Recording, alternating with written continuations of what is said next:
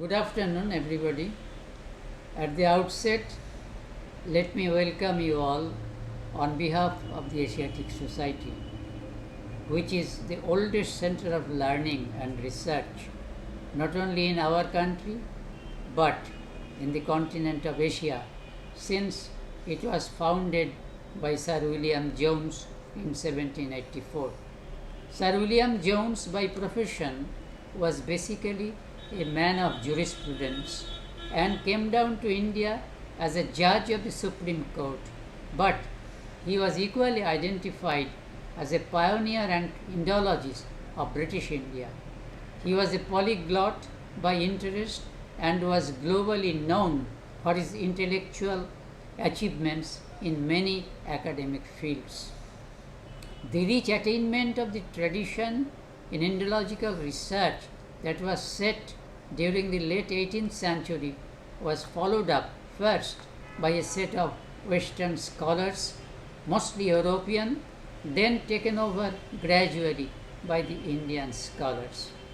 And this tradition is being carried forward even at the present moment by the present Council of the Asiatic Society. And in the Asiatic Society, among other academic activities, there are some endowment lectures, one of which is in the name of Swami Pranavananda, that is known Swami Pranavananda Memorial Lecture. It was instituted by a generous fund provided by Bharat Sevashram Sangha. And Swami Pranavananda, his earlier name was Vinod. Then after his new life as the Swami Pranavananda, he was known for his many social and philanthropical activities, and in 1923 Bharat Sevashram Sangha was established through his personal initiative, and since then Bharat Sevashram Sangha is actively associated with so many activities spread over the country. And this endowment lecture this year is going to be delivered by Professor Achintya Biswas. He is Professor of Bengali of Jadavpur University, and he was also former Vice Chancellor of Gaurbanga University, Malda. Professor Biswas is a dedicated academician and a researcher, and he has to his credit a lot of publications, papers and books, and he is associated with a number of academic bodies in the country. So, with this brief introduction, may I now request Professor Achintya Biswas to kindly deliver his endowment lecture. Professor Biswas, please.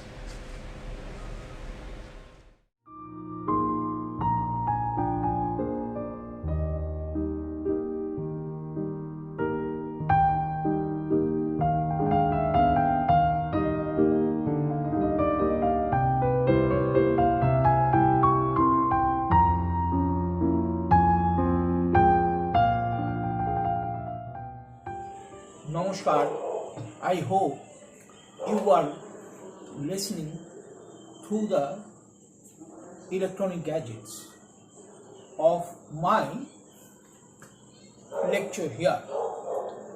I cannot communicate myself before you physically for the endemic situation. Therefore, you please bear upon me. I am starting my deliberation now. Impact on Bengal from the West was havoc, and response from the intellectuals was befitted during 19th century. Not only it answered the new world view of the West, it rearranged the Indianness with a powerful ideal indeed.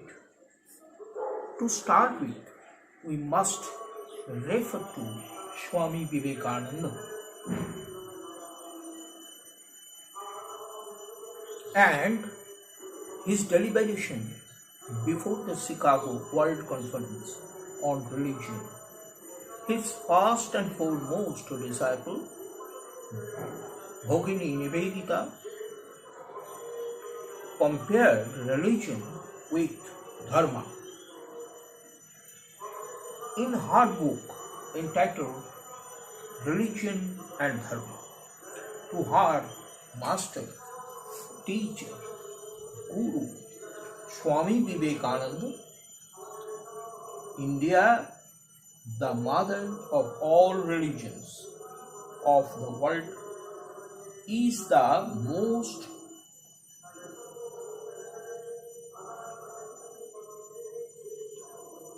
primordial crater of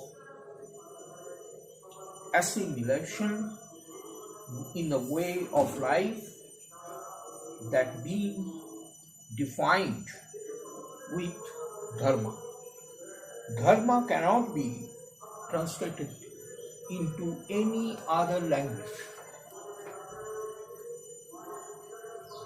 In this fellowship lecture, I certainly convey my heartiest thanks to the authority of Asiatic Society because they have named me to deliver the endowment lecture in the holy name of Acharya Pranavananda ji. I would like to examine the pioneering approach of the Bengali stalwarts from Swami Vivekananda to Swami Pranavananda ji. Religious practice with philosophy made India completely different in the time framed by us. Bengal led India and the world during this time. We may start with the time of 11th September 1893, the first 9/11 in our history. Orient-Occident dialogue was a triumph on this day. Probably it was a discovery of the Orient by the Occident in its truest sense. Christopher Columbus could not discover India, though he desired so. America discovered India through a young monk. The wave overshadowed the rest of the world. After that auspicious day, there are some personalities in the history of Bengal who put permanent impression over people through religious activities. Dharma gives a great impact upon the politics. Politics translated into action by a scripture, mainly that of Srimad Bhagavad Gita.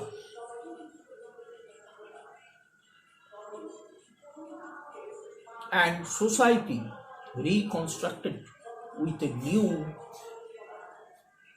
conviction. East India Company did not suppose and sponsored Christian missionary activities in their area of control. They felt Indian mindset would not allow to reform from the outsiders on their tradition. Missionaries wished to convert Hindus. Company was slightly reluctant as because it may invite unnecessary confusions. Charles Grant and William Wilberforce were somehow balanced, but we can trace their imperial mindset when Wilberforce opined before the British Parliament, I quote, Hinduism as rotten to the core and incapable of any sort of restoration, reform, or renaissance. Kindly refer to the British parliamentary debates, 22nd June 1831. Astonishingly enough, within a decade or so, Kolkata had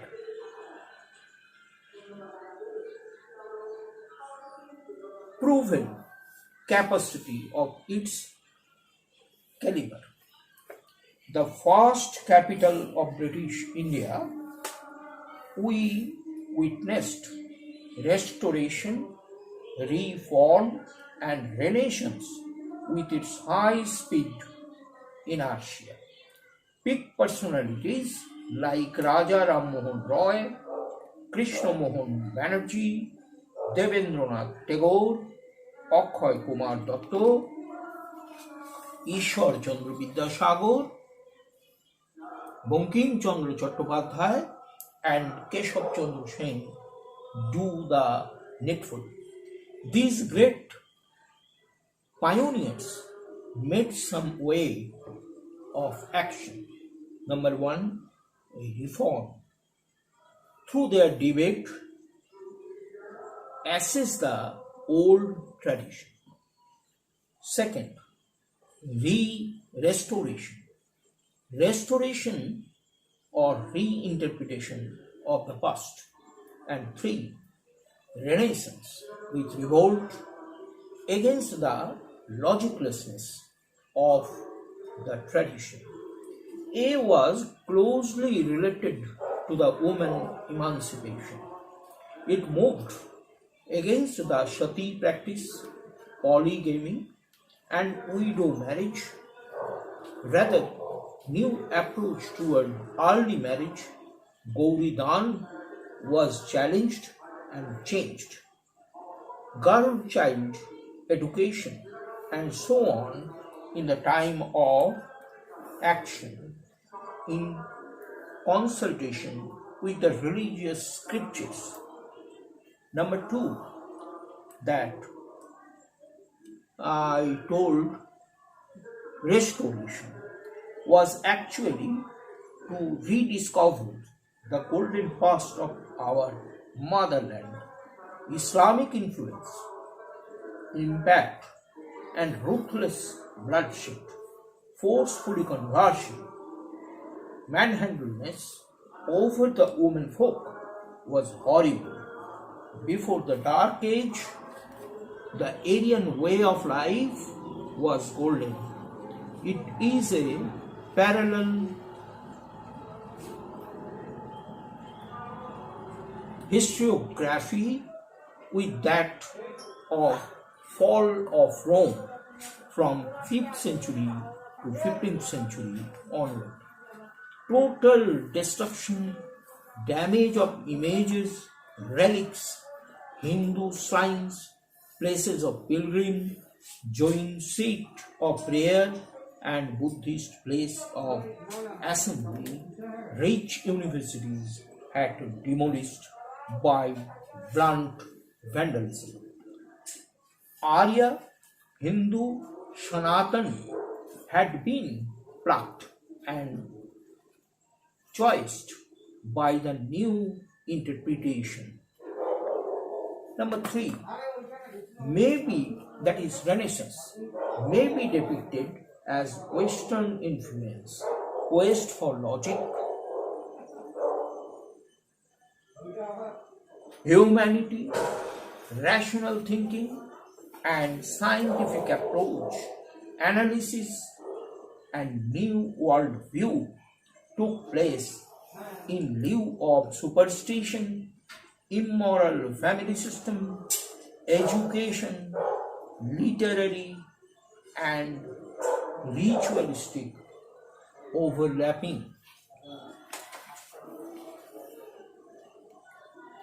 I could say the new waves resulted mostly modern literature in Bengali that created and complete new style of Bengali literature. Influence of a big sage, namely Sri Ramakrishna Paramahansa Dev, a priest of rural Bengal without any formal education, English in particular, changed the scenario. When he taken the charge of duty for puja or offering to the Bhavatarini Devi, that is Kali, owned by the great Rani Rashmuni, after June 1855, have significantly overshadowed Bengali mindset. A new wave was really epoch-making. Bengal gradually intended the homecoming.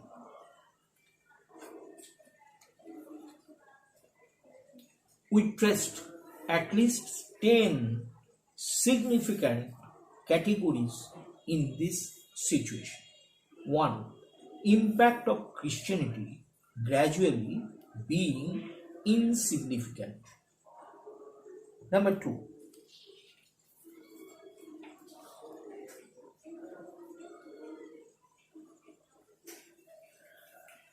Revival of Buddhism. Mahabodhi Society and Bengal Buddhist Association were framed with significant activities in Kolkata. Onagarik Dharmapal from Singhala do a good job for it. Number 3, the smart way of Brahmanical order also developed in Bengal, but to me has a little impact of their standpoint. Number 4, Brahmo Samaj was mainly urban middle class movement. Kolkata, Dhaka, Borishal, Rajshahi in Bengal and big cities of North India was its catchment area. After the Koch Behar marriage, that is on 1875, the epicenter of the movement fragmented. Adi Brahmo Samaj, Bharat Borshio Brahmo Samaj, Sadharun Brahmo Samaj, and Nabobidhan Brahmo Samaj, etc. developed and slowly mixed up with the Hinduism. No one treated Rabindranath Tagore as a Brahmin, but he was once secretary of Adi Brahmo Samaj. Nowadays, Vishwabharati University sometimes remembers it in their functions and rituals with an significant Brahmo Samaj legacy, with an insignificant Brahmo Samaj legacy. Vaishnava order, ashram, akhara, and such organizations are not in the fallout of new wave or tide of 19th century, but some English educated people did some difference. I name some of them. Vijay Krishna Goswami, Prof Jagatbandhu, Abhay Chandra Bhakti Vedanta Swami or Prabhupada, who founded the ISKCON, International Society for Krishna Consciousness, may be noted. Number 6, Tantric philosophy and practice had a great impact during the last days of Muslim rule and pre-British period. It was obscure and not practiced in the society openly. Some of them became more and more relevant during this period. I will name someone, 2 or 3 people. Bama Khapa or Bama Charan Chattopadhyay from a village of Birbhum. Number 2, Shiv Chandra Vidyaratna, born at Kumarkhali, Nadia, spent most of his life at Kashi. He wrote various books on Tantra. One of his great disciples, I will name him, Sir George Woodruff. He wrote various books in his credit by his pen name Arthur Avalon. Some of selected publication may hint his capable enthusiasm in this sphere. Tantric text, Tantra Rajatantra, the serpent power, Shakta and Shakti, the garland of letters. Philosophy of Tantra and Goddess Kali, explained by Swami Vivekananda and his beloved fellow Sister Nivedita, Sri Ramakrishna Paramahamsa, was misinterpreted as a left-wing practitioner, but he was Vedantic of Puri sect. Tantric philosophy and practice was truly practiced by Woodruff and his group to the west. 7. Yogi or yoga is an important outcome of Patanjali, Abhinavagupta, Bhaskara, Guru Goraknath, and so on. During this period, Bengal witnessed various yogi practitioners who focused the Western world about the philosophy and psychodynamics and mysticism. I will name 2 or 3 of them. Shama Charan Lahiri, who associated with Kriya Yoga. Number 2, Swami Purnananda Maharaj, who established the Shivalaya in Himalaya area And number 3, Paramahansa Yogananda was born as Mukundalal Ghosh in Gorakhpur, Uttar Pradesh. He gone to Boston and made a new way of practical yoga, that is Yoga centers, in 1925. After his sudden demise, the centers are flourishing all over the world. Number 8, some monks cannot be fixed in a community or section or sampradaya. They deeply influenced our people, thus we listing as far as possible of them. Number 1, Loknath Brahmachari.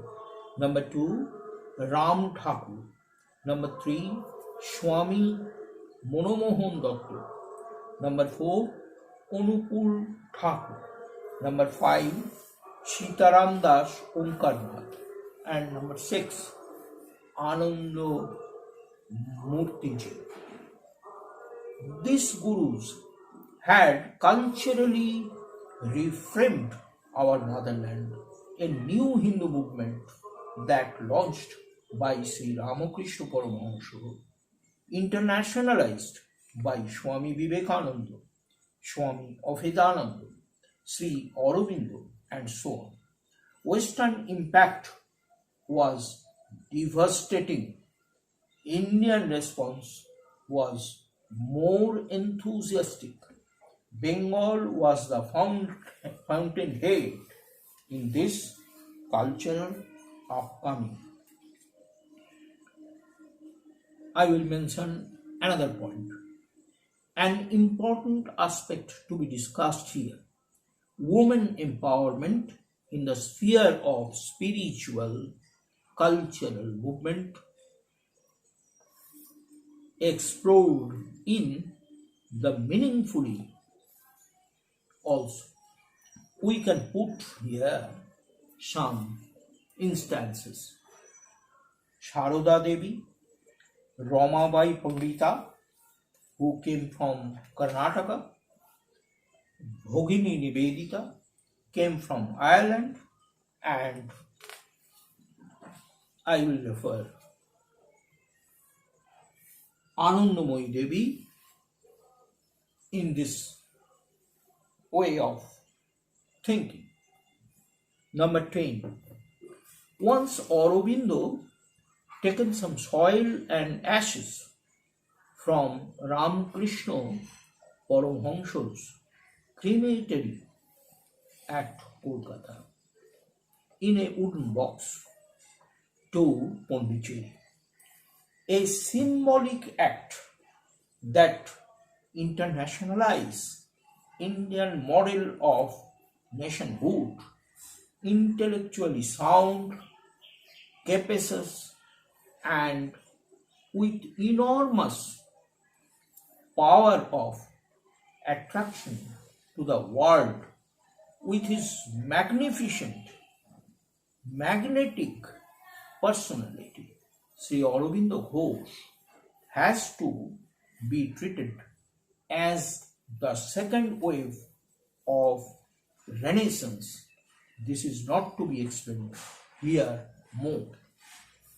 An attempt to be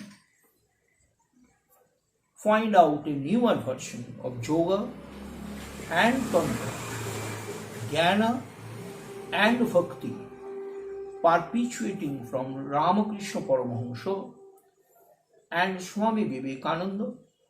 Swami Vivekananda embodied this into an organization, namely RK Mission.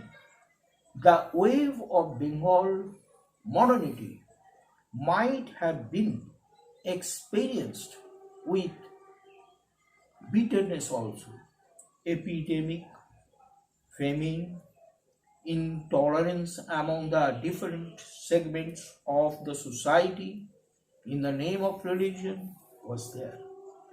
Binod Bhuya from Bajitpur village, Faridpur, taken the way of service to downtrodden masses, started his center from the village Ashashuni, Khulna, means hearing the sound of hope. Inspired by Swami Vivekananda's service to the man as God, she began a Jeev Seva, and also Acharya Prafulla Chandra Roy, Brahmachari Vinod, inspired lot of youth in this way. Taken the holy enchantment or mantra from Gambhirananda at Gorakhpur on 1913, Brahmachari Vinod, named after Swami Pranavananda Maharaj. In his short span of life, only of 45 years, he had taken only 25 years for his activity. Bharat Sevashram Sangha had founded on 1970. Pranavananda Ji's reformed to whole approach towards the Hinduism. Some impact of his activity can be traced into 9 points. Number 1, discipline during studentship, brahmacharya. Number 2, religious mindset when spent the family life on garhastha. Number 3, nation building with various center, creed, caste, professional group, community became assimilated. Untouchability must be annihilated. This is called by Swami Pranavananda as Jati Gathana. Number 4, Guru worship or Guru Puja. Number 5, reform the holy shrine or Tirtha Sanskar is most vital task taken into consideration by Srimad Swami Pranavananda. To him, these holy places are heart of Indian culture. Millions of devotees used to come and mostly cheated and looted by the local pandas there. Purification of blood of the high moral of our traditional religion became polluted thus. With his brave follower, Acharya Pranavananda founded centers at Goya, Kashi, Vrindavan, Prayag, Sri Khetra, etc. Number 6, Charundal, the group of chorus to praise the Almighty with Puranic story framed by Acharya to collect alms and donation. Number 7, new way of worship being propagated by Bharat Sevashram Sangha. Srimad Pranavananda Ji said, our gods and goddesses had used weapons to destroy the evil forces. Then why should we don't use weapons to worship them? He showed the new way of worship to awaken the people with a zeal. The youth people take participation.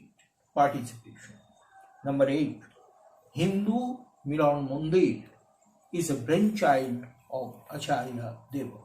Number 9, Hindu Rokhi Dal had founded with Bengali youth by the Sangha. It was for self-defense and service giving to the people who are in need.